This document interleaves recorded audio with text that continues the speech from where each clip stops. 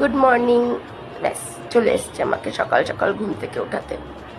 গলাটা একদম বসে পড়েছে।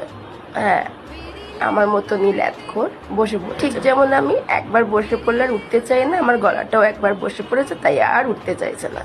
যাই হোক, আমার এক ভাই দুদিন আগে আমাকে বললো, দিদি তোমার মধ্যে কিন্তু একটা ব্যাপার আছে, তুমি ভিডিও করতে পারো, ভিডিও এডিট করতে পারো, তুমি ফানিও। ব্যাস মোটিভেশন পেয়ে গেছি। এই চল তুইও রান্না করবি আমার সাথে। ভাবলাম আজকে রান্নার ভিডিওই করি। কি সুন্দর রোদ্দুরটা পড়েছে দেখো। চলো যা, কাটার ভিডিও তুলতেই বলে গেছি প্রথম দিন। যাই হোক, কড়াইতে সর্ষের তেল দিয়ে দিয়েছি, গরম হলো কিনা দেখে নিলাম, তারপরে লঙ্কা, হিং আর কালো জিরে দিয়ে দিলাম। এবার ওই ভেন্ডিগুলো দিয়ে দিলাম। এইবার নাড়বো, খুন্তি দিয়ে নাড়াচাড়া করে নুন দিলাম, হলুদ দেবো এরপর।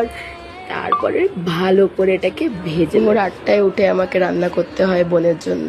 হয়ে গেছে ফাইনালি। এবার আটা মাখবো। জীবনে এইভাবে যদি কিছু মানুষকে মাখতে পারতাম। কি ভাবছেন, রুটি করব? না না না না, পরোটা করব, কারণ উপর থেকে অর্ডার এসছে, মানে আমার বোনের অর্ডার এসছে। বড় দিদি হওয়ার দায়িত্বটা তো পালন করতেই হবে। যাক, ভালোই হলো ভিডিও করে। ভিডিও দেখে মা আর বলবে না যে সারাদিন ফোন ঘাটিস, দেখে বুঝবে যে না আমিও কাজ করি।